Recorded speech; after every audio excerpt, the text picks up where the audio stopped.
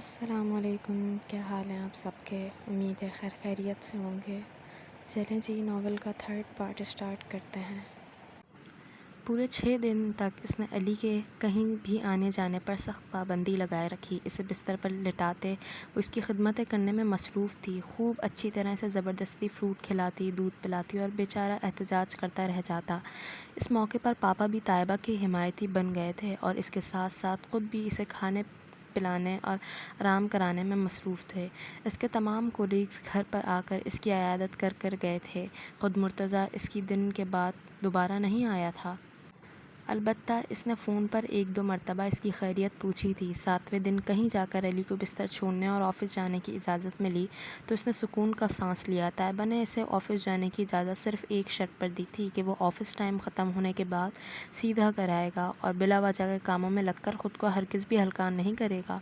علی کے وعدہ کرنے کے باوجود بھی اسے بے اعتباری تھی، اس لیے اس کی گاڑی میں دفتر نہیں جانے دیا بلکہ خود ہاسپٹل کے لیے نکل رہی تھی تو پہلے ڈرائیور نے علی کو اس کے آفس چھوڑا اور پھر اسے ہاسپٹل۔ واپسی کے لیے بھی اس نے علی سے یہی کہا تھا کہ ڈرائیور کے ساتھ آ کر شام میں اسے پک کر لے گی اور علی کو ناچار اس کی تمام شرائط ماننی پڑ رہی تھیں۔ شام کو ٹھیک 5 بجے وہ علی کے آفس پہنچ گئی تھی۔ ریسیپشن پر بیٹھی اس گڈ لکنگ لڑکی سے وہ علی کی بابت دریافت کر رہی تھی کہ پیچھے سے مرتضیٰ کی آواز سنائی دی۔ وہ اپنے ساتھ چلتے کسی آدمی کے ساتھ باتیں کرتا ہوا وہاں سے جا رہا تھا۔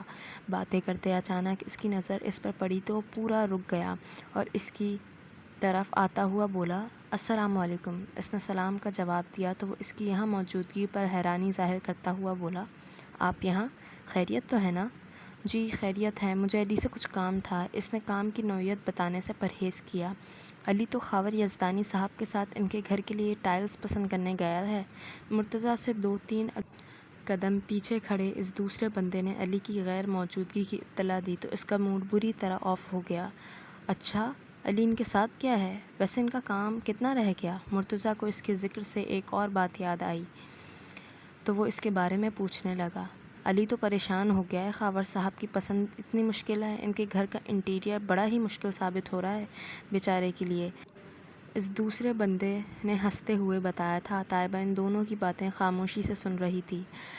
علی ابھی تھوڑی دیر میں آ جائے گا، آپ آئیے پلیز۔ مرتضیٰ نے غالباً اسے اپنے کمرے میں چلنے کی آفر کی تو وہ انکار کرتے کرتے رہ گئی۔ اب یہاں تک تو آ گئی تھی، اس طرح چلے جانا اسے بدتمیزی محسوس ہوا۔ اس نے قدم بڑھائے تو مرتضیٰ جو اس کے انتظار میں کھڑا تھا وہ بھی اس کے ساتھ چلنے لگا۔ وہ دوسرا بندہ کسی اور کمرے میں گھس گیا تھا۔ اس کا پورا آفس ہی بہت شاندار تھا، وہاں کا انٹیریئر زبردست تھا اور اگر یہاں کا انٹیریئر اچھا نہیں ہوتا تو پھر کہاں کا ہوتا؟ آخر یہ ایک آرکیٹیکچرل فرم تھی۔ اگر یہاں کا انٹیریئر اچھا نہیں ہوگا تو کلائنٹس تو پہلی دفعہ کے بعد دوبارہ کبھی نہیں آئیں گے یہاں۔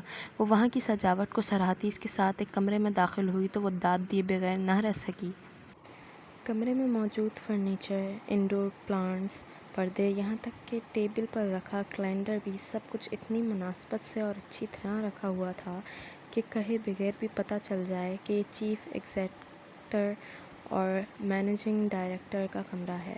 اسے بیٹھنے کی آفر کرتا وہ اپنی سیٹ پر بیٹھا، ایک نظر اس کے چہرے پر ڈالی اور بولا، اپنے آفس کا سارا انٹیریئر میں نے خود تیار کیا ہے، یہاں تک کہ سارا فرنیچر بھی میں نے ہی ڈیزائن کیا ہے۔ وہ اس کے منہ سے یہ بات سن کر دھک سے رہ گئی کہ ایسے پتہ چل گیا تھا کہ وہ وہاں کے انٹیریئر کے بارے میں کیا سوچ رہی ہے یا وہ یوں ہی بات برائے بات کے لیے یہ بات کہہ گیا تھا۔ طیبہ نے ایک نظر اس کے چہرے پر ڈالی تو وہ بھرپور مسکراہٹ چہرے پر سجائے اسے ہی دیکھ رہا تھا۔ بلا شبہ وہ ایک بہت ہی ذہین شخص تھا اور اسے اپنے تاثرات دوسروں سے چھپانے بھی آتے تھے، اس لیے طیبہ اس کی طرف دیکھنے کے باوجود بھی کوئی اندازہ نہیں لگا پائی۔ کیا لیں گی آپ، چائے، کافی یا کولڈ ڈرنک؟ وہ انٹرکام اٹھائے اس سے پوچھنے لگا تو اس نے فوراً ہی کہا، کچھ بھی نہیں، آپ پلیز تکلف مت کریں۔ وہ یہاں چائے کافی پینے تو نہیں آئی تھی۔ اسے علی کی بدتمیزی پر سخت غصہ آ رہا تھا۔ پھر بھی کچھ تو، آخر آپ پہلی مرتبہ ہمارے آفس آئی ہیں۔ اس نے دوبارہ اصرار کیا تو اس نے مجبوراً چائے کے لیے ہاں کہہ دیا۔ وہ انٹرکام پر چائے لانے کے لیے کہہ کر فارغ ہوا تو اس کی فون کال آ گئی۔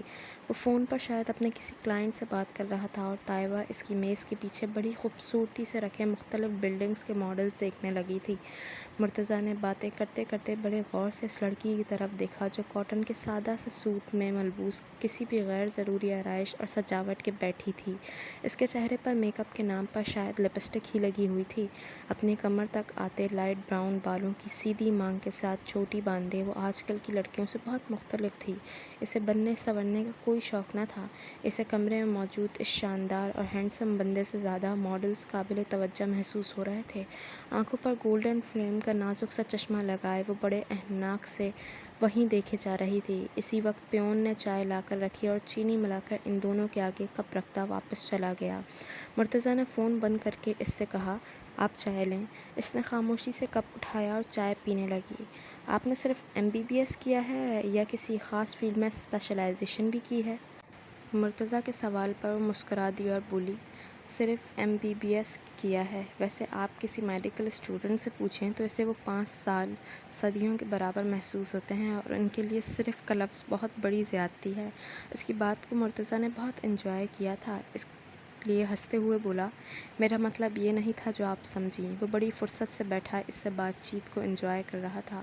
ابھی وہ کوئی جواب دینے ہی والی تھی کہ دستک دے کر علی اندر آ گیا۔ اس پر نظر پڑتے ہی اس کی صبح کی بات یاد آ گئی جو وہ کام میں لگ کر بھول چکا تھا، اس لیے ایک دم گڑبڑا گیا۔ اسے دیکھ کر وہ فوراً اپنی کرسی سے کھڑی ہو گئی اور اس سے بولی، کہاں رہ گئے تھے؟ میں کب سے تمہارا انتظار کر رہی ہوں۔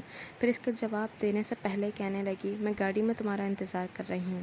علی نے بڑی فرمانبرداری سے گردن ہلا دی تو وہ بیگ کاندھے پر ڈالتی مرتضیٰ کی سمت مڑی۔ اچھا مرتضیٰ صاحب، خدا حافظ۔ آپ کی مہمان نوازی کا بہت بہت شکریہ۔ اس کی بات پر اپنی سیٹ سے کھڑا ہوتا ہوا بولا، میری مجبوری ہے کہ مجھے رسمی جملے بولنے نہیں آتے، اس لیے میری طرف سے صرف خدا حافظ پر اکتفا کیجیے۔ وہ اپنی ذہانت سے بھرپور آنکھیں اس پر جمائے مسکرا کر بولا تو وہ ایک نظر اس پر ڈال کر کمرے سے نکل گئی۔ اگلے روز آفس سے واپس آ کر کچھ دیر ریسٹ کرنے کے بعد علی کہیں جانے کی تیاری کرنے لگا تو وہ پوچھے بغیر نہ رہ سکی، ابھی تو آفس سے آئے ہو، اب پھر کہاں جانا ہے؟ مجھے مرتضیٰ نے ڈنر پہ انوائٹ کیا ہے، وہیں کی تیاری ہے۔ وہ بالوں میں برش کرتا ہوا بولا تو وہ حیران ہو کر پوچھنے لگی، ڈنر؟ کس خوشی میں؟ خوشی وشی تو مجھے نہیں پتہ، انہوں نے کہا آج رات کا کھانا میرے ساتھ کھاؤ اور میں نے ان کی دعوت قبول کر لی۔ وہ لاپرواہی سے جواب دیتا پرفیوم اسپرے کرنے لگا تو پرفیوم کی شیشی اس کے ہاتھ سے لیتے ہوئے بولی، آخر بات کیا ہے؟ یہ مرتضیٰ ہاشمی تم پر کچھ ضرورت سے زیادہ ہی مہربان ہے۔ کل میرے ساتھ بھی بہت VIP والا سلوک کیا تھا، پتہ کروں کہیں ان کی کوئی بہن وہن تو نہیں جس کے لیے وہ تمہیں ہموار کر رہے ہیں۔ علی اس کے شک و شبے پر بے اختیار ہنس پڑا تھا، پری آپ بھی حد کرتی ہیں، ایسا ہی تو شہزادہ گلفام ہوں نا میں۔ ارے تمہیں کچھ نہیں پتہ دنیا میں کیسے کیسے چال باز لوگ ہیں، بہرحال تم محتاط رہو تو بہتر ہے۔ اس کی بات پر علی کو شرارت سوجی تو سنجیدہ شکل بنا کر بولا، فرض کریں ایسا ہے بھی تو اس میں آخر برائی کیا ہے؟ مرتضیٰ کو دیکھ کر ہی اندازہ ہو جاتا ہے کہ ان کی بہن بھی یقیناً بہت خوبصورت ہوگی۔ وہ علی کی شرارت پر سچ مچ چڑ گئی اور اسے گھورنے لگی تو وہ اسے ڈرنے کی ایکٹنگ کرتا ہوا بولا، سچ کہہ رہا ہوں، مرتضیٰ کے بارے میں ہمارے ہاں ایک آرکیٹیکٹ ہے شیری، اس نے کمنٹس دیے ہیں کہ انہیں بلڈنگ اور گھر وغیرہ ڈیزائن کرنے کے بجائے کم سے کم ماڈلنگ تو ضرور شروع کر دینی چاہیے۔ ویسے یہ کمنٹس ان کی غیر موجودگی میں دیے گئے ہیں، ان کے سامنے کسی کی اس قسم کی بات کرنے کی مجال نہیں ہے۔ علی کی بات پر وہ بھی ہنس پڑی تھی۔ پھر علی چلا گیا تو لاؤنج میں پاپا کے ساتھ بیٹھ گئی اور TV دیکھنے لگی۔ علی کی واپسی 11:30 بجے کے بعد ہوئی تھی۔ اگلے روز چھٹی کا دن تھا، اس لیے وہ اور پاپا آرام سے بیٹھے TV دیکھنے میں مگن تھے جب علی سیٹی پر کسی پاپ گانے کی دھن بجاتا ہوا اندر داخل ہوا۔ کیوں بھائی صاحبزادے، آپ کا ڈنر کیسا رہا؟ پاپا نے علی سے پوچھا تو پری کے برابر میں بیٹھتا ہوا بولا، ایک دم فرسٹ کلاس۔ مرتضیٰ کی کمپنی اتنی اچھی ہوتی ہے کہ بوریت کا احساس ہی نہیں ہوا۔ کیا ہے، ایسے کیوں دیکھ رہے ہو مجھے؟ وہ علی کو یکٹک اپنی طرف دیکھتا پا کر کچھ چڑ کر بولی، آپ بہت خوبصورت لگ رہی ہیں، اس لیے۔ اس نے بڑی سنجیدگی سے طیبہ کی تعریف کی تھی، ان لان کے کپڑوں میں اور دھلے ہوئے منہ کے ساتھ میں صرف تمہیں ہی خوبصورت لگ سکتی ہوں۔ وہ برا سا منہ بنا کر بولی تو علی ہنستے ہوئے کہنے لگا، ہو سکتا ہے اس حلیے میں آپ کسی اور کو بھی خوبصورت لگ جائیں، آفٹر آل امید پر دنیا قائم ہے۔ پاپا دیکھیں اس علی کے بچے کو۔ وہ علی کی بکواس پر پاپا سے شکایت کرنے لگی تو وہ اسے چمکارتے ہوئے کہنے لگے، بیٹا وہ مذاق کر رہا ہے، تم کیوں ناراض ہوتی ہو؟ علی ابھی بھی چہرے پر معنی خیز مسکراہٹ سجائے بڑے غور سے اسے دیکھ رہا تھا۔ وہ اسے نظر انداز کر کے دوبارہ ٹی وی کی طرف متوجہ ہو گئی۔ پری خوش ہو جائیں، مرتضیٰ کی بہن کی انگیجمنٹ ہو رہی ہے، اب آپ ان بیچاروں کی نیت پر شک نہیں کریں گی؟ علی ہاتھ میں دعوتی کارڈ پکڑے اس کے پاس کچن میں آ کر بولا تو وہ ڈونٹ فرائی کرتے ہوئے ایک نظر اس کے چہرے پر ڈال کے بولی، کیا پتہ کوئی اور بھی بہن ہو؟ وہ طیبہ کی شرارت سمجھ گیا، خود بھی شرارتی انداز میں بولا، میرا خیال ہے اس سسپینس کا خاتمہ انگیجمنٹ والے دن ہو جائے گا، پتہ چل جائے گا کہ کتنی بہنیں ہیں۔ پھر آپ چل رہی ہیں میرے ساتھ انگیجمنٹ میں؟ میں کیا کروں گی جا کر؟ نہ میں کسی کو وہاں جانتی ہوں، نہ کوئی میرا ان سے تعلق ہے، تم چلے جانا۔ اس نے صاف انکار کیا۔ اس کے جواب پر علی کا منہ بن گیا تھا، مگر وہ اپنے اصرار سے باز نہ آیا۔ شام میں دوبارہ اس سے چلنے کے بارے میں پوچھنے لگا تو بری طرح چڑھ گئی۔ علی، مجھے اس طرح انجانے لوگوں میں جا کر بالکل مزہ نہیں آتا۔ انہوں نے اتنی محبت اور خلوص سے وتھ فیملی بلایا ہے اور آپ نخرے کر رہی ہیں۔ پاپا خاموشی سے دونوں بہن بھائی کی نوک جھونک سن رہے تھے۔ علی کی بات پر وہ استہزائیہ انداز میں ہنس پڑی، انہوں نے اخلاقاً سب کو انوائٹ کر لیا تو اس کا یہ مطلب تو نہیں کہ سب کے سب اٹھ کر پہنچ جائیں، اور ایسے تو ہمارے گھر کتنے انویٹیشنز آتے ہیں جہاں سب کو بلایا جاتا ہے، مگر ہم سب تو نہیں چلے جاتے۔ اور لوگوں میں اور مرتضیٰ بھائی میں بہت فرق ہے، علی نے خفگی بھرے انداز میں کہا تو وہ حیران ہو کر بولی، مرتضیٰ بھائی؟ یہ مرتضیٰ تمہارے بھائی کب سے ہو گئے؟ میری ان سے بہت کلوز فرینڈشپ ہو گئی ہے، اس لیے انہوں نے مجھے اس بات کی اجازت دے دی ہے کہ میں انہیں بھائی کہہ سکتا ہوں۔ آفٹر آل وہ مجھ سے اتنے بڑے ہیں، پروفیشنل لیول پر تو بھائی یا انکل کہنا اچھا نہیں لگتا، مگر جہاں دوستی ہو وہاں تو اچھا لگتا ہے۔ پلیز پری چلیں نا۔ علی نے اپنی بات ختم کر کے وہی دوبارہ مرغے کی ایک ٹانگ والا رویہ اپنایا تو پاپا بھی اسے سمجھانے لگے کہ جانے میں کوئی حرج نہیں۔ خود پاپا کو کسی سیمینار میں شرکت کرنی تھی، اس لیے ان کا جانا تو ممکن نہیں تھا۔ علی کی ناراضگی اور پاپا کے اصرار پر آخر کار وہ آمادہ ہو گئی تھی۔ اگلے روز علی لنچ ٹائم میں اسی لیے ہاسپٹل آ گیا تو وہ حیران ہو کر اس کے آنے کی وجہ دریافت کرنے لگی۔ بس آپ سے ایک کام تھا، اس لیے آفس سے جلدی اٹھ گیا۔ چلیں جلدی کریں۔ اس نے جلدی جلدی کا ایسا شور مچایا کہ وہ بوکھلائے ہوئے انداز میں اپنا اسٹیتھوسکوپ اور اوور آل ہاتھوں میں لیے اس کے پیچھے بھاگتی دوڑتی گاڑی میں بیٹھ گئی۔ علی نے گاڑی گھر پر لا کر روکی تو وہ اسے گھور کر رہ گئی۔ اب بتا بھی چکا ہوں مسئلہ کیا ہے، آپ اندر تو آئیں، ابھی پتہ چل جائے گا۔ وہ لاپرواہی سے جواب دیتا آگے بڑھ گیا۔ اسے اپنے کمرے میں داخل ہوتا دیکھ کر طیبہ بھی وہیں اس کے پیچھے چلے آئی۔ اندر گھس کر وہ اس سے کہنے لگا، اپنی وارڈروب کھولیں اور آپ کے پاس جتنے اچھے ڈریسز ہیں وہ سب مجھے دکھائیں۔ وہ علی کے حکمیہ انداز پر چڑھ گئی، کیوں، تمہیں میرے کپڑے سے کیا کام ہے؟ مجھے یہ کام ہے کہ آج رات میں جس فنکشن میں ہمیں جانا ہے وہاں میرے دوست، بہت سارے کولیگز اور دیگر جاننے والے بھی مدعو ہیں، اور میں ان سے یہ تعارف تو ہرگز نہیں کروا سکتا۔ یہ جو بڑی بھی ٹائپ لگتی ہیں کپڑوں میں ملبوس خاتون کھڑی ہیں، یہ میری بہن ہے، لہٰذا آپ کے کپڑوں کا انتخاب میں خود کروں گا۔ علی نے خود ہی آگے بڑھ کر اس کی وارڈروب کھول لی اور ایک ایک کر کے ہینگر ہوتے تمام ڈریسز نکالنے لگا تو خاموشی سے کھڑی علی کی تمام کارروائی دیکھ رہی تھی۔ کچھ دیر تمام کپڑوں کا معائنہ کرنے کے بعد اس نے بڑی مایوسی سے اس کی طرف دیکھا اور بولا، ایسا لگ رہا ہے کہ کسی 60-70 سالہ خاتون کی وارڈروب ہے، کوئی ایسا بھی جوڑا ایسا نہیں ہے جو آپ کی ایج کی مناسبت رکھتا ہو۔ ٹھیک ہے تو پھر میں نہیں جاتی، جب مجھے لے جانے سے تمہاری انسلٹ ہوتی ہے تو مجھے بھی جانے کا کوئی شوق نہیں، وہ برا مان کر بولی تو علی نے اس کی بات کے جواب میں کچھ کہنے کے بجائے اس کا ہاتھ پکڑا اور کمرے سے باہر نکل آیا۔ اسے دوبارہ گاڑی میں کی طرف بٹھایا تو وہ جھنجھلا گئی۔ علی، آخر تمہارے ساتھ مسئلہ کیا ہے؟ اب کہاں لے جا رہے ہو؟ وہ کوئی جواب دیے بنا اسے اپنی برابر والی سیٹ پر بٹھا کر خود بھی ڈرائیونگ سیٹ پر آ گیا اور گاڑی سٹارٹ کر دی۔ وہ علی کے پراسرار انداز پر ضد سی ہو گئی تھی۔ گاڑی مین زمزمہ پر لا کر ایک بوتیک کے سامنے روک کر علی گاڑی سے اترا تو وہ بھی اتر آئی۔ علی کیا کرنا چاہ رہا تھا اب اس کی سمجھ میں اچھی طرح آ گیا تھا، مگر وہ جگہ کسی بھی بحث و مباحثہ کے لیے موزوں نہیں تھی، اس لیے وہ خاموشی سے اس کے ساتھ اندر آ گئی۔ علی بغور مختلف کپڑوں کا معائنہ کر رہا تھا۔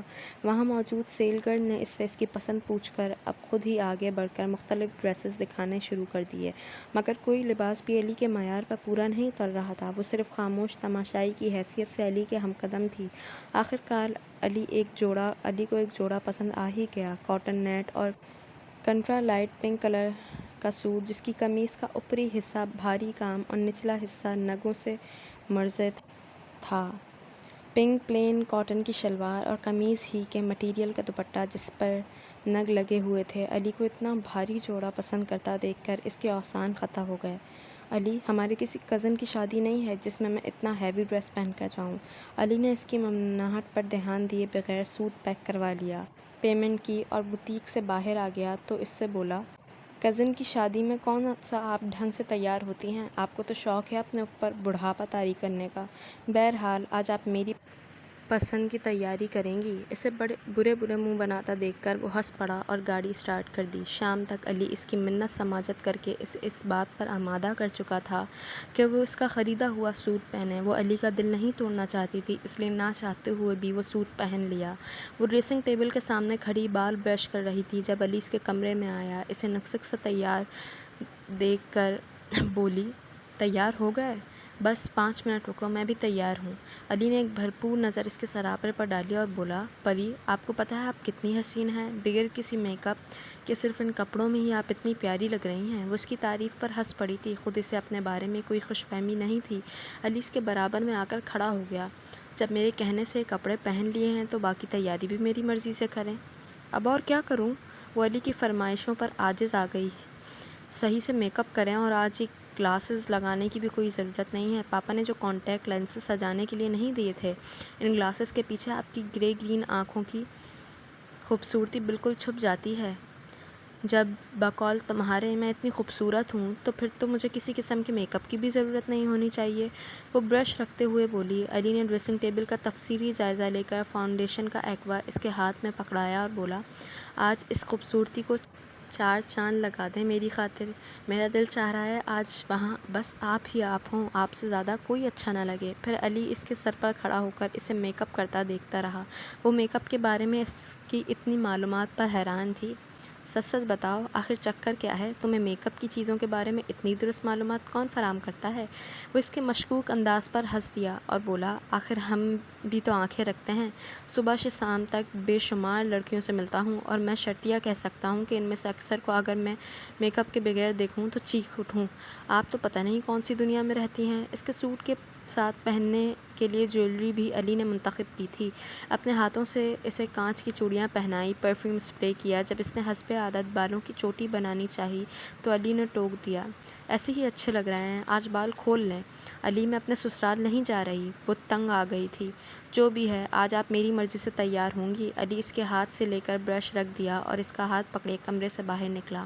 پاپا بھی تیار ہو کر جانے کے لیے تیار کھڑے تھے، اسے اور علی کو آتا دیکھ کر رک گئے۔ پاپا دیکھیں میں نے پری کو کتنا اچھا تیار کروایا ہے۔ علی نے پاپا کو دور سے آواز دے کر پکارا اور بڑی محبت پاش نظروں سے وہ بیٹی کو دیکھنے لگے۔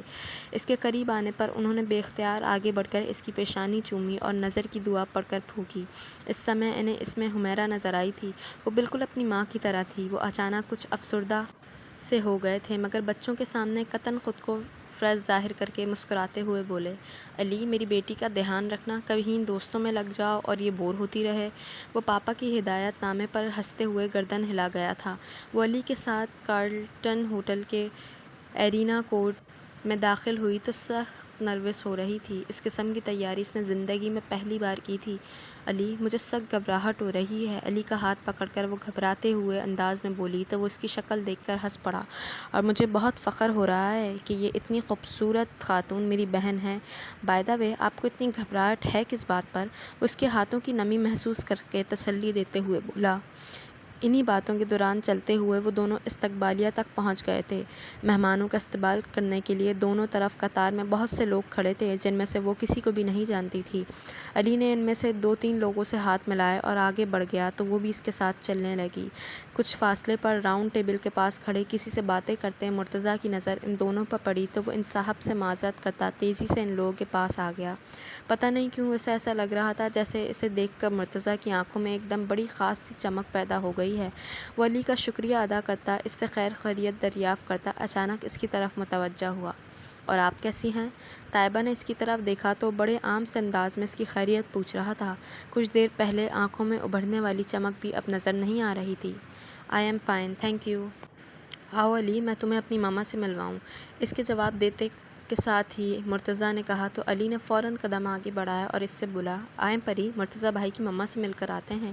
ان دونوں کے ساتھ چلتی وہ نظریں جھکائے ہوئے بھی یہ بات محسوس کر سکتی تھی کہ اچانک ہی وہ محفل میں مرکز نگاہ بن گئی ہے۔ بہت سے لوگ اسے بغور دیکھ رہے ہیں۔ وہ اتنے لوگوں کی خود پر مرکوز نگاہوں سے کنفیوز سی ہو گئی تھی۔ اس کے برابر چلتے مرتضیٰ نے بڑے غور سے اس کی نروس شکل کی طرف دیکھا تھا۔ علی کو اچانک وہاں ایک ٹیبل کے پاس اپنے کچھ پرانے دوست نظر آ گئے تو بولا، آپ چلیں مرتضیٰ بھائی، میں بھی ان کے لوگوں سے ہائے ہیلو کر کے آتا ہوں۔ مرتضیٰ نے اس کی بات پر گردن ہلا دی اور آگے چلنے لگا تو اس کی سمجھ میں نہیں آیا کہ کیا کرے۔ علی کے ان دوستوں کو وہ بالکل بھی نہیں جانتی تھی اور مرتضیٰ کے ساتھ جانا بھی اسے آکورڈ لگ رہا تھا۔ اسے شش و پنج میں مبتلا دیکھ کر مرتضیٰ بھی ایک دم رک گیا۔ کیا ہو گیا، آپ رک کیوں گئیں؟ آئیے پلیز۔ وہ خود کو سخت مشکل میں محسوس کر رہی تھی۔ بڑی مشکل سے اپنا اعتماد بحال کر کے وہ مرتضیٰ کے ساتھ چلنے لگی۔ کچھ فاصلے پر پہنچ کر مرتضیٰ ایک خاتون کے پاس رک گیا۔ بلیک کلر کی سلک کی ساڑی جس پر بنارسی بارڈر بنا ہوا تھا پہنے وہ ایک بہت سی گریسفل شخصیت کی خاتون تھیں۔ ان کے ساتھ ایک اور نسبتاً ینگ خاتون بھی کھڑی تھی۔ ماما، یہ طیبہ ہے۔ وہ مرتضیٰ کے تعارف کے انداز پر حیران رہ گئی۔ اس کی ماما تو شاید علی کو بھی نہ جانتی ہوں تو اس کی بہن کو کیسے جانیں گی؟ مگر اگلا پل اس کے لیے حیرت انگیز تھا۔ وہ خاتون اپنی بات ادھوری چھوڑ کر ایک دم اس کی طرف متوجہ ہو گئی تھیں اور ایک بہت گہری نظر اس پر ڈال کر مسکرا دی۔ اسے اپنا آپ اس لمحے بڑا عجیب سا لگا تھا۔ بھلا علی کے بغیر اس کی ماما سے ملنے کے لیے آنے کی ضرورت ہی کیا تھی؟ کیسی ہو طیبہ؟ انہوں نے اس طرح اس کی خیریت دریافت کی جیسے اس سے پہلے بے شمار مرتبہ مل چکی ہوں۔ وہ اپنی بد اخلاقی پر شرمندہ سی ہوتی فوراً بولی، السلام علیکم، میں ٹھیک ہوں۔ وہ اس کے اتنی دیر بعد سلام کرنے پر بے اختیار کھلکھلا کر ہنس پڑی تھیں اور بولی، وعلیکم السلام۔ ان کے ساتھ کھڑی وہ دوسری خاتون بھی بڑی گہری نگاہوں سے اس کا جائزہ لے رہی تھی۔ اس طرح کی صورتحال کا سامنا وہ زندگی میں پہلی مرتبہ کر رہی تھی اور اپنے نروس ہونے پر اسے خود پر بہت غصہ آ رہا تھا۔ اسی وقت علی بھی وہاں آ گیا تو اس نے سکون کا سانس لیا۔ اچانک ایسا لگا جیسے وہ محفوظ ہو گئی ہے۔ بے اختیاری میں اس نے دھیرے سے علی کا ہاتھ پکڑ لیا تھا کہ وہ کہیں پھر سے نہ غائب ہو جائے۔ اس کے اس طرح علی کے ہاتھ پکڑنے کو کسی اور نے تو نہیں دیکھا مگر مرتضیٰ کی نگاہوں سے یہ چیز نہیں چھپی رہ سکی۔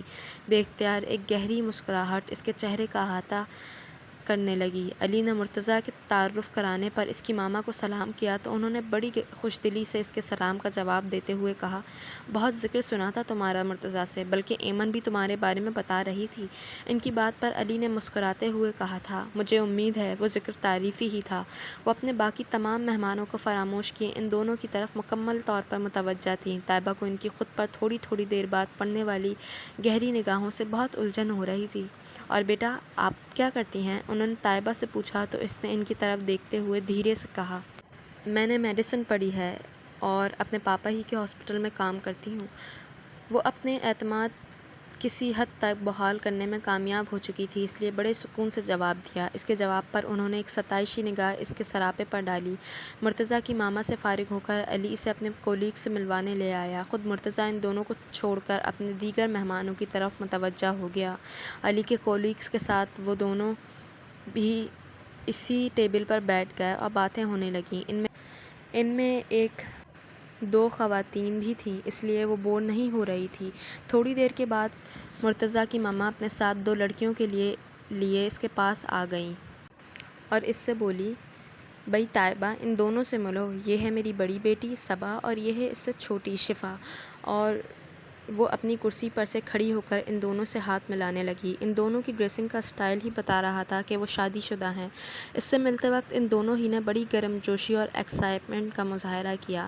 ہم بہن بھائی میں سب سے بڑا مرتضیٰ بھائی ہیں، پھر میں ہوں، میرے بعد شفا ہے اور ہم سب سے چھوٹی ایمن جس کی آج انگیجمنٹ ہے۔ صبا نے اس کی طرف بڑے غور سے دیکھتے ہوئے بتایا تو اس نے گردن ہلا دی۔ میز پر موجود باقی لوگ بھی اسی کی طرف متوجہ تھے۔ وہ کچھ جزبز ہوتی صبا کو دیکھ رہی تھی جس نے ہاتھ ملانے کے بعد بھی ابھی تک اس کا ہاتھ محبت سے تھاما ہوا تھا۔ 2-4 منٹ وہ لوگ اس سے رسمی سی باتیں کرتی رہیں مگر طیبہ کو ایسا لگا جیسے وہ باتیں کرنے سے زیادہ اس کا جائزہ لینے میں مصروف تھیں۔ ان لوگوں کے جانے کے بعد وہ دوبارہ کرسی پر بیٹھ گئی اور اپنے برابر بیٹھے علی سے بولی، علی، گھر چلو۔ علی نے اس کا حتمی ارادہ دو ٹوک انداز دیکھ کر کچھ کہنے کے لیے منہ کھولا تو وہ آہستہ آواز میں بولی، مجھے بہت بوریت ہو رہی ہے اور مجھے فوراً گھر واپس جانا ہے۔ یہ بہن بھائی میں کیا راز و نیاز ہو رہے ہیں؟ علی کی کلیگ مسز خرم نے دریافت کیا تو وہ مسکراتے ہوئے انہیں اپنے گھر واپسی کا بتانے لگی۔ پھر علی کے تمام ساتھیوں سے خدا حافظ کہتی وہ کھڑی ہو گئی۔ اس کے انداز سے علی کو پتہ چل گیا تھا وہ اب مزید ایک سیکنڈ بھی یہاں نہیں رکے گی، اس لیے وہ بغیر کسی حجت کے کھڑا ہو گیا۔ واپسی کے راستے پر چلتا علی ادھر ادھر نظریں دوڑا کر مرتضیٰ کو تلاش کر رہا تھا تاکہ ان سے اجازت لے سکے۔ 3-4 افراد کے ساتھ کھڑا باتیں کرتا مرتضیٰ اسے نظر آ گیا تو وہ آگے بڑھ کر اس کی طرف چلا گیا، جبکہ وہ دونوں وہیں کھڑی اس کی واپسی کا انتظار کر رہی تھیں۔ وہ خاموشی سے کھڑی علی کی واپسی کی منتظر اسی طرف دیکھ رہی تھی۔ علی کی بات سن کر مرتضیٰ بھی اس کے ساتھ چلتا ہوا اسی کی طرف آ گیا۔ اس کے پاس آ کر وہ بڑی سنجیدگی سے بولا، آپ کے آنے کا بہت شکریہ۔ ویسے جو وہ ایمن ہے میری سب سے چھوٹی بہن ہے اور اس سے بڑی دونوں بہنوں کی شادیاں ہو چکی ہیں۔ وہ اس کے منہ سے اتنی غیر متعلقہ بات سن کر حیران رہ گئی۔ وہ اسے اپنی فیملی کی تفصیلات کسی خوشی میں فراہم کر رہا تھا۔ طیبہ کی نظر اس کے چہرے پر پڑی تو وہاں لبوں پر مسکراہٹ اور آنکھوں میں ڈھیر ساری شرارت نظر آئی۔ اچانک اس کی نظر علی پر پڑی تو وہ بھی مسکراہٹ چھپانے کی ناکام کوشش کرتا نظر آیا۔ اس کا موڈ ایک دم خراب ہو گیا۔ اس کے چہرے پر پھیلتے ناگواری کے رنگ علی سے چھپے نہ رہ سکے تو وہ جلدی سے مرتضیٰ سے ہاتھ ملا کر الوداعی کلمات ادا کرنے لگا۔ وہ علی سے پہلے اس کے اپنی گاڑی کی طرف بڑھ گئی۔ راستے میں علی نے 2-3 مرتبہ اسے مخاطب کرنے کی کوشش کی لیکن اس نے اس کی کسی بھی بات کا جواب نہیں دیا اور گھر آتے ہی اپنے کمرے میں گھس گئی۔ اگلا پورا دن اس نے علی سے بات کیے بغیر گزارا۔ رات میں وہ اکیلی لان میں واک کر رہی تھی جب علی بھی اس کے ساتھ ساتھ چلنے لگا۔ پری، آپ مجھ سے ناراض کیوں ہیں؟ اس نے ایک لمحے کے لیے رک کر اس کی طرف دیکھا اور دوبارہ چلنا شروع کیا۔ پری پلیز مجھ سے بات تو کریں، وہ اس کا ہاتھ پکڑ کر ملتجائی انداز میں بولا تو اس نے علی کا ہاتھ جھٹکتے ہوئے سرد لہجے میں کہا، Ali do you take me for fool? یہ ہرگز نہیں ہے۔ علی نے پرزور انداز میں اس کی بات کی تردید کی۔ ایک ایسی بات جو ہم 2 بہن بھائیوں کے درمیان تھی، کیا تمہیں اسے بتانی چاہیے تھی؟ وہ ناراض لہجے میں بولی، بلیو می میں نے کوئی بات نہیں بتائی۔ آپ کے خیال سے کیا میں اتنا احمق ہوں کہ انہیں ان کے اور ان کے بہنوں کے بارے میں آپ کے نادر و نایاب خیالات بتاؤں؟ فرینڈشپ اپنی جگہ ہے لیکن میں نے کوئی بات نہیں بتائی انہیں۔ علی کی بات پر وہ طنزیہ انداز میں ہنسی۔ پھر شاید انہیں فرشتوں نے آ کر بتایا ہوگا۔ وہ علی کی غلط بیانی پر چڑھ گئی۔ پری، میرا یقین کریں میں نے انہیں کچھ نہیں بتایا۔ آپ کی طرح ان کی بات پر میں بھی حیران ہوا تھا اور ساتھ ہی ساتھ ان کی ذہانت کا بھی کاہل ہو گیا تھا۔ یہ بات تو آپ بھی مانتی ہیں کہ مرتضیٰ بھائی غیر معمولی ذہنیت کے حامل ہیں۔ مجھے تو کبھی کبھی ان کی ذہین آنکھوں سے خوف آنے لگتا ہے۔ ایسا لگتا ہے کوئی ایکس رے مشین ہے جو ہمارے اندر کا سارا حال کھینچ رہی ہے۔ وہ آپ کے فیس ایکسپریشن سے شاید کوئی بات بھانپ گئے تھے۔ آپ ان بہنوں اور ان کی کزنز کو دیکھ بھی تو خالصاً ٹپکل بہنوں والے انداز سے رہی تھی۔ علی نے اپنی بات کے اختتام پر اس کی طرف شوق نظروں سے دیکھا تھا جبکہ وہ ہنوز سنجیدہ شکل بنائے واک کر رہی تھی۔ پھر بھی آئندہ میں تمہارے ساتھ کبھی کہیں نہیں جاؤں گی، ہرگز نہیں جاؤں گی۔ اس کی بات پر علی نے بڑی عاجزی سے اس کی طرف دیکھ کر کہا، پری وہ تم سے مذاق کر رہے تھے لیکن میرا اس کے ساتھ کوئی مذاق کا کوئی رشتہ نہیں ہے جو میرے ساتھ مذاق کرتے پھریں۔ سمجھا دینا اپنے مرتضیٰ بھائی کو۔ وہ پیر پٹکتی اپنے کمرے میں چلی گئی تھی۔ کون تھا وہ جو اس کی شخصیت کے گرد کھینچے حصار کو توڑنے کی کوشش کر رہا تھا؟ اس نے اپنے آپ کو ایک قلعے میں قید کر رکھا تھا اور کسی کو بھی وہاں اس کی بات کی اجازت نہیں دے سکتی تھی کہ وہ اس قلعے میں داخل ہو۔ وہ کمرے میں لیٹ کر بھی بہت دیر تک کھولتی رہی تھی۔